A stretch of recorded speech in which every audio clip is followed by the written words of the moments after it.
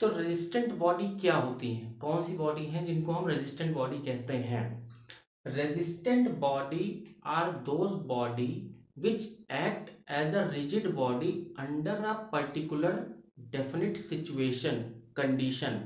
ठीक है, यानी कि जो रेजिस्टेंट बॉडी है वो उस तरह की बॉडीज हैं, उस तरह के एलिमेंट्स हैं, लिंक्स हैं, जो किसी एक पर्टिकुलर कंडीशन में रिजिड बॉडी की तरह एक्ट करती हैं, but they are not actually rigid.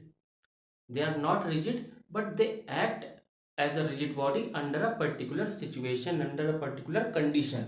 ठीक है, तो अभी हम देखते हैं वो ऐसी कौन सी बॉडीज हैं, ऐसी कौन से एलिमेंट्स हैं जो रिजिड बॉडी की तरह एक्ट करते हैं किसी एक सिचुएशन में। ठीक है, तो पहले मैं डेफिनेशन लिख देता हूं यहां पर।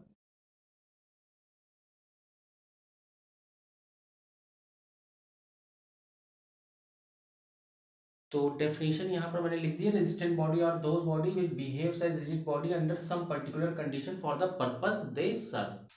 तो एग्जाम्पल क्या है? एग्जाम्पल आपका है सिंपल रोप, यानी कि आपकी जो रस्सी होती है सिंपल, अगर आप कोई रोप लें मोटी सी, तो वो आपका एग्जाम्पल है रेजिस्टेंट बॉडी का। कैसे? देखिए, ये मान लीजिए एक आपकी ये रोप है मेरे हाथ में, ठीक है। जब मैं इसको कंप्रेस कर रहा हूं तो क्या हो रहा है, इसके अंदर डिस्टॉर्शन हो रहा है, डिफॉर्मेशन हो रहा है, ठीक है। लेकिन अगर इसी स्ट्रिप को जब मैं टेंशन फोर्स में खींचूंगा, then there will be no distortion, deformation, ठीक है। कोई बहुत स्लाइट डिफॉर्मेशन हो रहा है, very slight deformation is happening, बहुत छोटा सा डिफॉर्मेशन इसके अंदर हो रहा है, लेंथ में इंक्रीमेंट हो रहा है, लेकिन ये फोर्स को ट्रांसमिट कर ले रहा है, यानी कि मैं यहां से खींच रहा हूं तो इसके थ्रू ये ये वाले हाथ पे फोर्स आ जा रहा है, मोशन आ जा रहा है, यहां से देखिए मैं खींच के इधर उधर कर पा रहा हूँ, ठीक है। यानी कि मैं इसको कहीं बांध दूं और किसी सामान को खींचूं इससे, तो वो मेरे पास आ जाएगा, ठीक है, टेंशन में, लेकिन सिर्फ टेंशन में, नॉट इन कंप्रेशन। तो टेंशन में this body is acting as a rigid body, तो इसको हम लोग क्या बोलेंगे, this body will be known as resistant body, क्योंकि ये टेंशन में क्या कर रहा है, टेंशन में मोशन को ट्रांसमिट कर रहा है, ठीक है, मोशन को ट्रांसमिट कर रहा है, पावर को ट्रांसमिट कर रहा है इन टेंशन।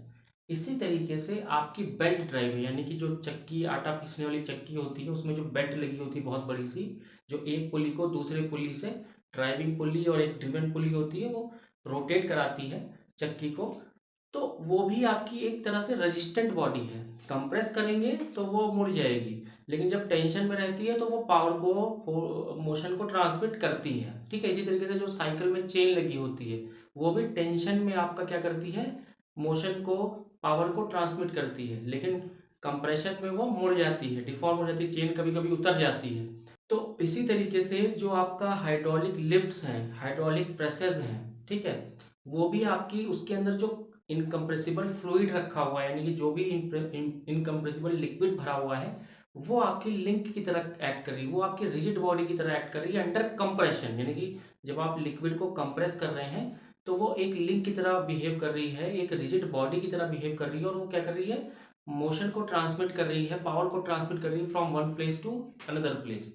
ठीक है, तो अभी एक एक करके हम लोग सारे एग्जाम्पल्स को देखते हैं दोबारा से।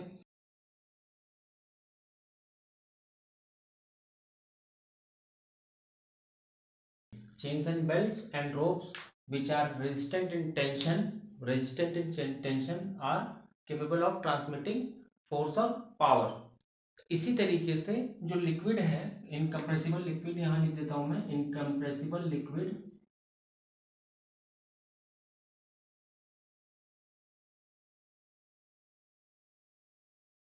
ठीक है, यानी कि जो इनकम्प्रेसिबल लिक्विड है कोई भी, यानी कि पानी मान लीजिए, वो क्या है, रेजिस्टेंट अंडर कंप्रेशन, आप उसको कंप्रेस करेंगे तो वो दबेगा नहीं, तो दबेगा नहीं तो वो एक्ट करेगा किसकी तरह, लिंक की तरह, रिजिड लिंक की तरह, और वो मोशन को, पावर को ट्रांसमिट करेगा from one place to another place. Example में डायग्राम बना के दिखा देता हूँ आपको।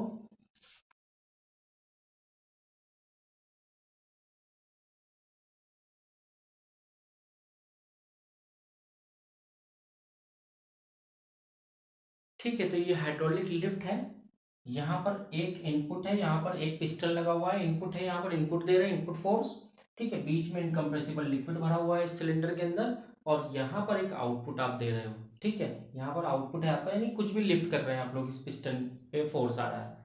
तो क्या हो रहा है कि जब हम इस पिस्टन को पुश कर रहे हैं, फोर्स दे रहे हैं, तो इस फोर्स को, इस मोशन को ये ट्रांसमिट कर रहा है। ये जो लिंक है, यानी कि ये जो लिक्विड है अंडर कंप्रेशन, जब कंप्रेशन में आ रहा है, तो इस फोर्स को, इस मोशन को ट्रांसमिट कर रहा है आउटपुट तक।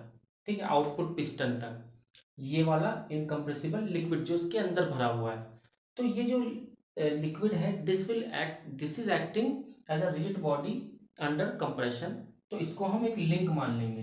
तो अगर मुझे लिंक लिखना हो यहाँ पर कि लिंक कितने हैं, तो यहाँ पर मान लीजिए इनपुट वाला जो पिस्टन है, that will be considered as one link, link one. क्यों? ठीक है, उसके बाद ये लिंक टू मान लेते हैं हम लोग। रुकिए, हाँ। उसके बाद लिंक टू मान लेते हैं इसको, जो इसके अंदर फ्लूइड भरा हुआ है, इसको लिंक टू दे देता हूँ नाम। और यहाँ पर जो पिस्टन है उसको लिंक नंबर थ्री। और ये जो सिलेंडर है या जिसके अंदर ये फ्लूइड और ये सारा पिस्टन, दोनों पिस्टन इसमें चल रहे हैं, इसको हम लोग मान लेते हैं लिंक नंबर फोर। क्योंकि देखिए, लिंक फोर इज फिक्स्ड, ये जो फिक्स्ड कंटेनर है ये फिक्स है। उसके रिस्पेक्ट में वन रिलेटिव मोशन कर रहा है, नीचे ऊपर जा रहा है इसके रिस्पेक्ट में, फोर के रिस्पेक्ट में। टू भी मूव कर रहा है विद रिस्पेक्ट टू वन और थ्री और फोर। ठीक है, और थ्री भी मूव कर रहा है फोर के रिस्पेक्ट में भी, थ्री के रिस्पेक्ट में भी, या वन के रिस्पेक्ट में भी। तो यानी कि आपस में सबका कुछ ना कुछ रिलेटिव मोशन है, जिसकी वजह से मैंने one two three four mark किया है। अगर मान लीजिए कोई दो लिंक, दो कंपोनेंट आपको ऐसे दिख रहे होते जिनके बीच में आपस में कोई रिलेटिव मोशन नहीं होता, तो उन दोनों को हम क्या कहते कि दो, both both two are same link, they will be considered as one link. ठीक है, ऐसा नहीं है कि हम उसको अलग मानते हैं गिनती में, हम उसको सेम मानते हैं, क्योंकि कोई रिलेटिव मोशन नहीं है। यानी कि आपने एक लिंक जो कंपोनेंट है उसके बारे में आपने उसके मोशन के बारे में आपने पढ़ लिया, तो दूसरे वाला मोशन अपने आप डिफाइंड है, उसके लिए आपको दोबारा से उसकी कैलकुलेशन नहीं करनी होगी। यानी अगर मैं फैन की बात करूं, तो फैन में तीन प्लेट हैं।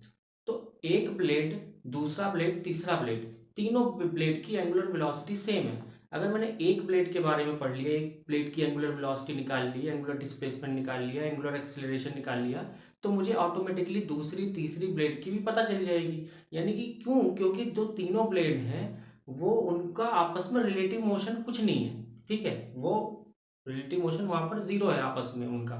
ठीक है, तो इसलिए हम वहां पर क्या कर सकते हैं कि एक ब्लेड, दो ब्लेड, तीन ब्लेड, तीनों ब्लेड को अलग कंपोनेंट ना मानकर एक ही कंपोनेंट मान सकते हैं।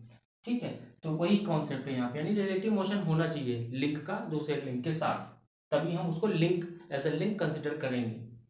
ठीक है, तो ये आपको मैंने यहाँ पर बता दिया रेजिस्टेंट बॉडी किस तरीके से होती है, बेल्ट, चेन, रोप, और आपका फ्लूइड भी, आपका इनकम्प्रेसिबल फ्लूइड भी आपका एक रेजिस्टेंट बॉडी की तरह एक्ट करता है।